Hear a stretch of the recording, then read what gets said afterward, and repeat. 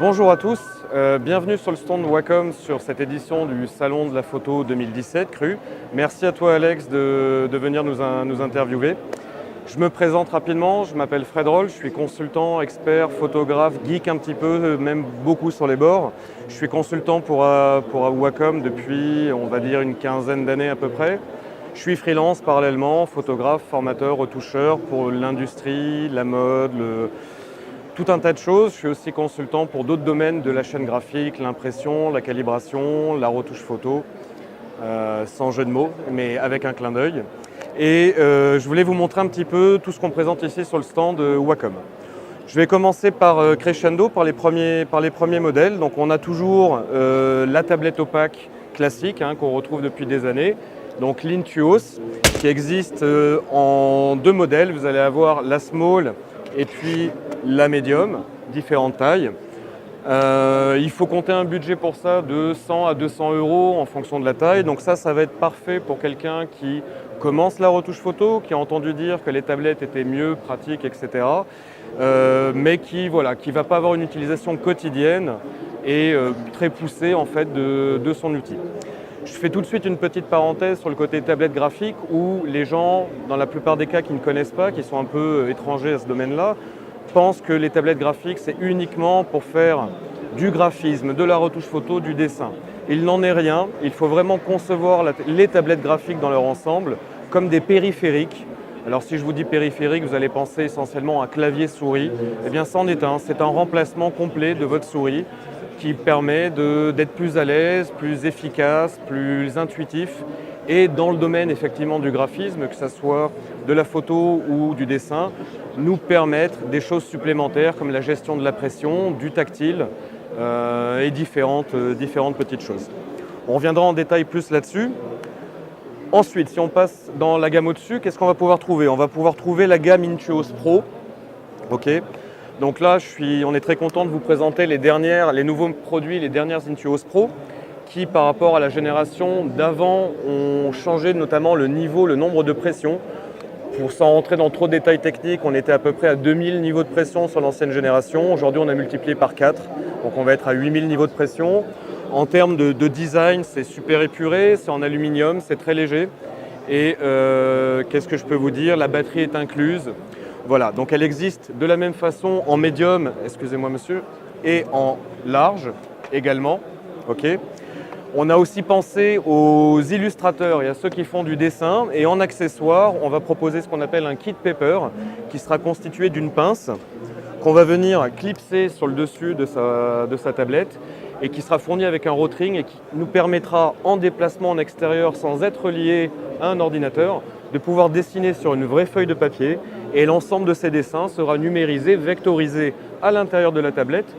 Ça doit pouvoir contenir à peu près entre 200 et 600 dessins, donc on a de la marge. Et tout ça, on va pouvoir le synchroniser après avec un smartphone, Android ou iOS, ou un Mac ou PC. Donc les modèles Pro, plus de confort, plus de niveau de pression, une gestion de l'inclinaison également, plus de touches de raccourci, une gestion du tactile améliorée. La même chose, mais en version professionnelle. La gamme de prix pour celle-ci, on va aller de 380 à 550 € en fonction des options et de la dimension. Je précise d'ailleurs que pour ceux si la vidéo est diffusée avant demain, il y a des promos sur le salon qui sont très intéressantes, mais bon, on verra ça plus tard. Le dernier type de produit, l'avant-dernier type de produit que je voulais vous présenter, c'est notre gamme classique qui s'appelle la gamme Cintiq, les Cintiq Pro. Donc avec un modèle, là elle est connectée, mais on a donc un modèle très épuré avec des béquilles qui sont rétractables, qui nous permettent d'avoir plusieurs positions. Et au niveau de ces modèles-là, qu'est-ce que ça va nous permettre? Ça va nous permettre exactement la même chose que nous permet une Intuos Pro, à la différence près qu'on sera directement en contact sur l'écran. Donc ces modèles-là existent en 13 pouces, en 16 pouces de diagonale, c'est celui que vous avez là. 13 pouces, vous aurez ici cette diagonale-là. Il existe également un modèle 22 pouces, mais qui n'est pas forcément adapté pour de la photo, du fait de son manque de piqué en termes de résolution, qui sera plus adapté pour le dessin. Et on a aussi une 27 pouces, toujours dans le même design, dans le form factor physique, et qui elle est beaucoup plus appropriée pour de la retouche photo. Petite précision, nous avons, mon petit doigt m'indique une 32 pouces, mais non, pas besoin. Wacom a déjà annoncé sur son site web le remplacement de la 22 pouces et de la 27 pouces par respectivement une 24 et une 32 pouces qui seront toutes les deux en 4K. Sur toute la gamme Cintiq, il y a un travail particulier qui a été fait au niveau de la chromie. Donc ce sont des écrans qui ont au bas mot 96% de l'Adobe RGB 98 en termes d'espace de couleur. Et qui sont calibrables en hardware, c'est-à-dire sans rentrer dans les détails, vous avez tout un tas d'électronique, de composants à l'intérieur pour nous assurer une uniformité, une justesse des couleurs et tout ça pérenne dans le temps. Voilà, donc ça, ce n'est pas qu'une simple tablette écran, c'est aussi un moniteur art graphique de retouche que vous procurez quand vous ciblez. Enfin, mes dernières gammes de produits, les Mobile Studio Pro. Et comme c'est mon produit préféré, je vais vous montrer ça. Donc ce sont des ordinateurs complètement autonomes. Donc là, on est sur un PC, un ordinateur sur Windows 10.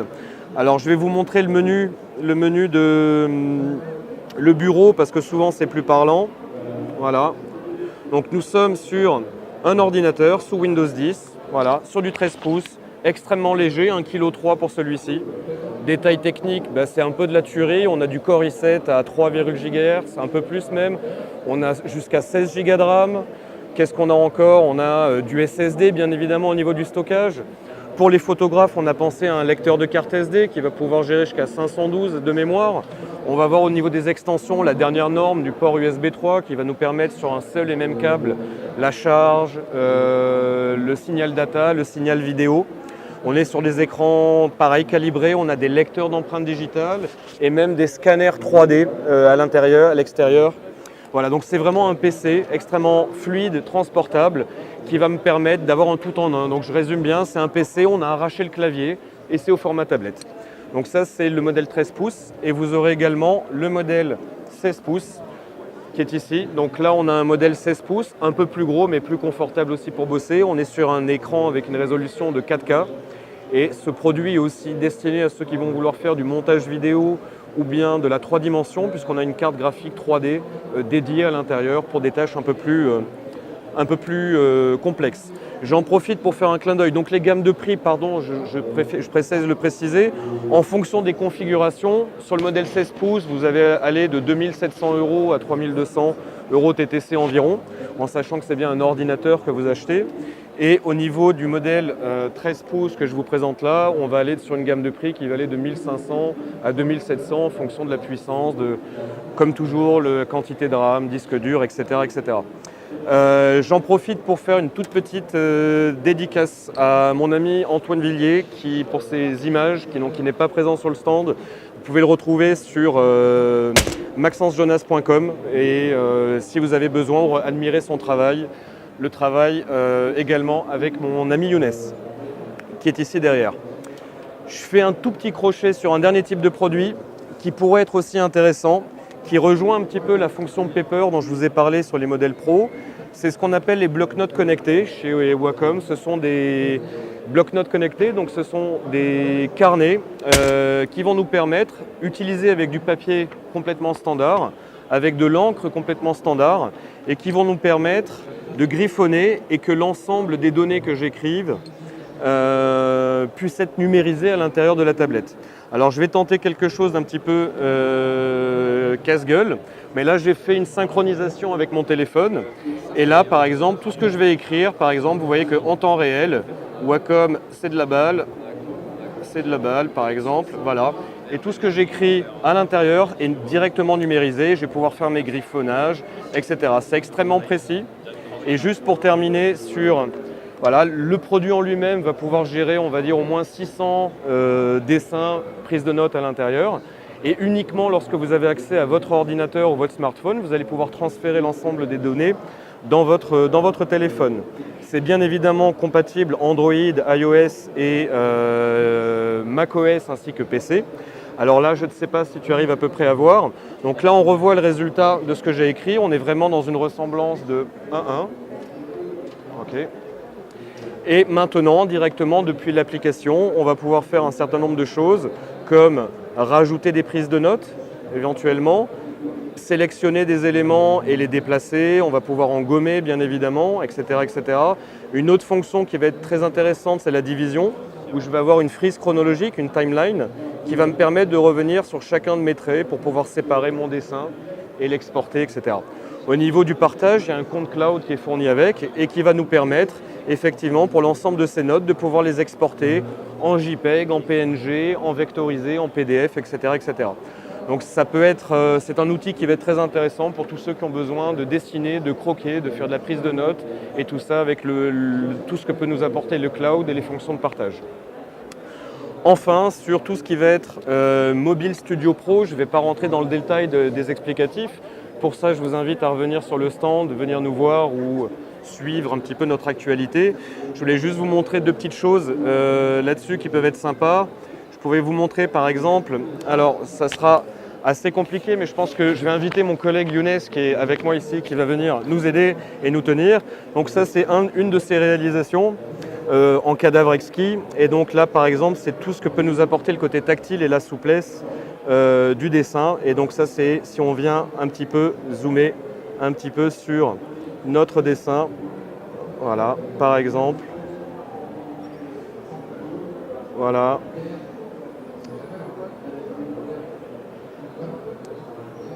Waouh, waouh, waouh, voilà, et on peut continuer comme ça, on va s'arrêter là. Et puis, qu'est-ce que je pourrais vous dire d'autre? Tu peux faire, c'était quoi? C'était dans le juste prix, c'est ça? Oui. Le juste prix. Ceci est une mobile studio. Et donc, nous pouvons, alors on va tenter, avec les joies du direct, de lancer par exemple une autre application. On va pouvoir cliquer. Donc voilà, donc il faut bien le concevoir comme un produit tactile, pression, inclinaison à utiliser sur l'ensemble des outils. Donc ça, c'est un petit produit en bêta, j'espère qu'il ne va pas planter. Voilà. Donc pareil, ça va pouvoir gérer le tactile. Je vais prendre par exemple un pinceau en acrylique et ce qui va être super sympa, c'est le fait que, par exemple, voilà, on va pouvoir mélanger en fait sa couleur et comme Younes peut nous le montrer s'il tourne, grâce au gyroscope, grâce au gyroscope, on va pouvoir constater qu'on va avoir la gravité qui va être prise en compte. Ouais, il est toujours en train. J'ai pas mis assez d'eau, je pense. Voilà, et ça coule.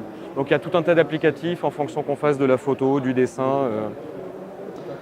Sur les Mobile Studio Pro, il y a un accessoire qui peut être intéressant pour certains d'entre vous. C'est un scanner 3D qui se trouve à l'arrière de la tablette, qui est composé de différents capteurs, de fulguropoint, de pluvonium et d'infrarouge. Et d'astéro H, merci, et qui va nous permettre de scanner un objet, une personne, un sujet en temps réel, en 3 dimensions. Donc on va faire une démonstration. Donc dans cet exemple-ci, merci Younes, on voit que le logiciel a détecté le visage et simplement et très rapidement, et on le voit ici en temps réel, il va venir scanner mon sujet. Voilà, donc là vous verrez plus, tac, tac, tac, mais l'idée c'est ça, c'est tout en tournant tout autour de mon modèle, je vais pouvoir en l'espace de quelques instants. Merci Younes. Oui, je t'en prie.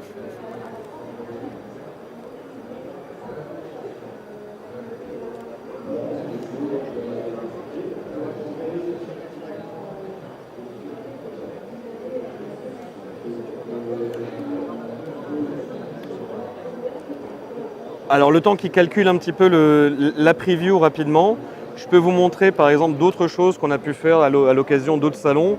Donc là par exemple on était à la Japan Expo, donc c'était un cosplayer qui était déguisé en Balder. Donc je crois que c'est dans un jeu vidéo qui s'appelle Destiny. Et donc on voit un peu le type de résultat qu'on peut obtenir en quelques minutes.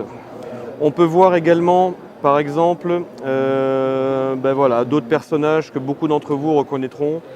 Voilà, très simplement, on a un objet qui est modélisé en 3D, voilà, extrêmement rapidement et qu'on peut retravailler dans un logiciel comme ZBrush, 3ds, Maya, etc. pour ne citer que. Et pour revenir rapidement sur celui de Younes que j'ai fait très rapidement, on peut voir que juste en ayant tourné autour, il a commencé à faire mon modèle. Voilà, on peut voir ce que Younes a derrière la tête. Hein, voilà. Lui-même. Et donc, c'est pas dans la précision, mais plus dans le côté module, dans le côté de partir pas from scratch comme on dit en anglais, mais de partir avec des proportions. Voilà, donc ça peut être intéressant pour ceux qui vont faire du photomontage, du dessin avec une perspective, un raccourci d'une main par exemple qui pourrait être compliqué. Voilà, je vous laisse imaginer toutes les possibilités applicatives qu'on peut faire avec ça. En tout cas, merci encore à toi Alex d'être venu sur notre stand.